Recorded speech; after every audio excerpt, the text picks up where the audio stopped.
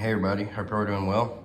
So I was wanting to make a video about this awesome package my friend Kevin Klein sent me. He actually sent me this back in early November, and that's the time about the time my mom was hospitalized. She passed away in early December, and I wasn't sure if I was gonna get back in making videos or not. And by the time I did in January, when I started arrowhead hunting again, all my stuff was stored in my sister's shed. I've been sleeping in my truck for like 4 months now, at my brother's right now. But I went and got my arrowhead collection last weekend, so I thought I'd pull this stuff out and show it to you. Sent me some awesome stuff. Look at this pipe, y'all. Kevin made this. He is a craftsman. That is a cool pipe right there. I haven't christened it yet, y'all, but I'm probably going to right after I make this video. See how it smokes, but that is a killer little pipe, man. And that's pretty cool. He made this as well, this pouch. Look at the beadwork in this. That is absolutely beautiful, y'all. And the little latch right here, here's some native pottery from Colorado. But the little latch right here is a little bird point. See that? Sweet little bird point, y'all. Look at these. Beautiful material, absolutely gorgeous material. Knocked a little red tip on that one. But I found hundreds of bird tips over the years. But 90% of the ones I find are just basic triangles, you know. I don't find little detailed little juggers like this. And that translucent material is absolutely gorgeous. Look at this one. Almost got a pink to it, don't it? That is stunner right there, y'all. That is absolutely beautiful. Absolutely beautiful. Here's a lot of flake knives and materials from Colorado. I lived in Colorado, by the way, for about 3 months when I was 15. I was getting in a lot of trouble down here, not going to school, went to juvenile. And my parents sent me out there to live with my sister and my brother-in-law. When my brother-in-law grew up in between Pueblo and Colorado City, it was on a ranch like 20 miles away from the nearest town. But there was hundreds of acres I could explore out there. I go rabbit hunting. But this is before I got into arrowhead hunting. I didn't find my first arrowhead until I was 19. So I often wonder how many artifacts I walked over out there. I'll never know. But some gorgeous materials out there, y'all. Look at that. Absolutely gorgeous materials. The scrapers and such.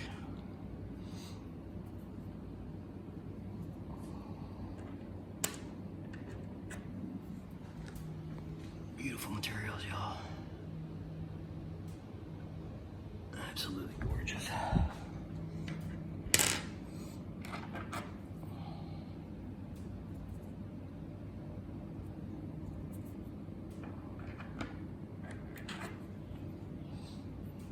That's cool. Very cool. Look at this necklace, y'all. Material on this blade. That's beautiful, ain't it? He told me in the letter he wrote me as well that his granddaughter made this. So tell your granddaughter I said thank you so much, Kevin. That is absolutely beautiful, and I will treasure this. I will treasure this.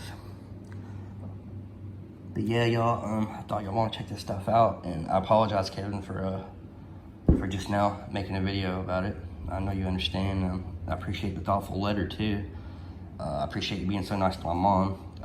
Kevin and my mom never met or spoke, but I would talk about Kevin to my mom and my mom to Kevin, and they would relay messages, and my mom would say, tell Kevin, hey, and I'm praying for him.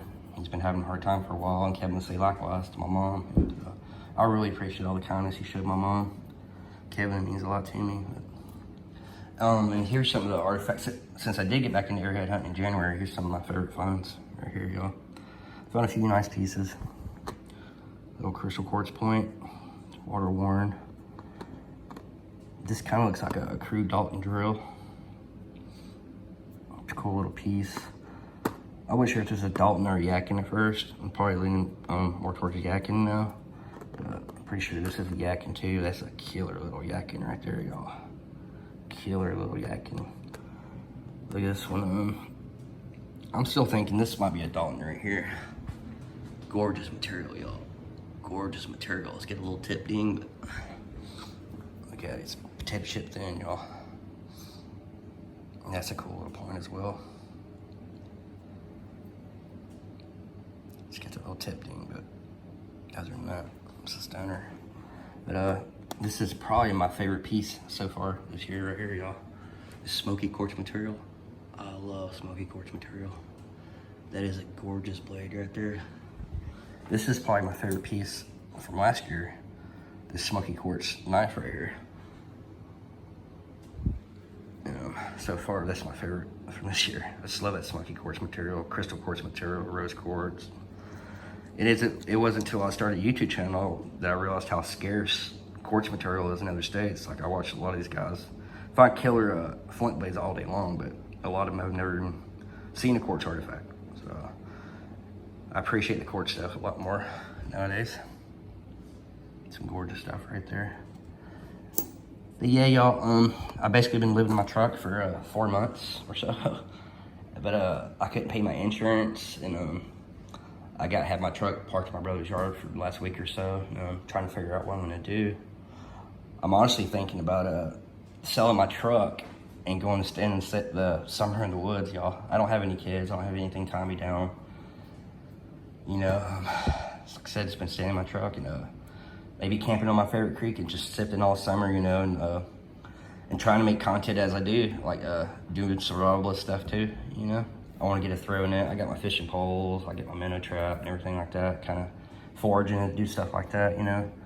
And I was also wondering, I was thinking about selling some of these artifacts, y'all, because I'm in a bind right now. But I don't know if any of these really have any significant monetary value. You know, I got some unique pieces like this. This might be a boat stone slash multi-tool or something. I don't know. I found that in my favorite creek, along with this one that I thought was a pottery pendant originally, but people told me it's a spindle whirl. It's like used for like twining yarn and such. But yeah, I got a few unique pieces that might be worth money. I don't know, y'all, but like I said, I'm struggling right now.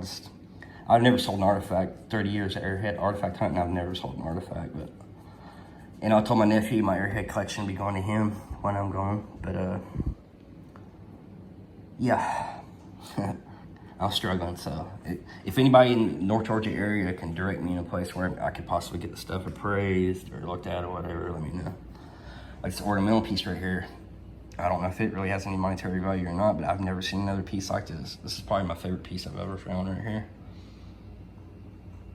A little steatite ornamental piece. Some people said it might be like a talisman or like an ear gauge, or I don't know. I've never seen another one like it on the internet, so I don't know. I hate to part with it, but I'm trying to get my life in order. I'm seriously thinking about spending the summer in the woods, y'all. Trying to gather up all my amenities and stuff, and yeah, spend the summer sitting in my favorite creek and just exploring and trying to get my head right and figure out what I'm gonna do the rest of my life. But anyway, y'all, I really appreciate it, Kevin.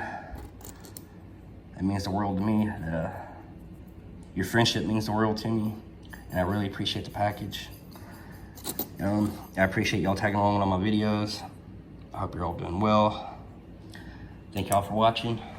God bless and good luck, happy hunting. Love y'all.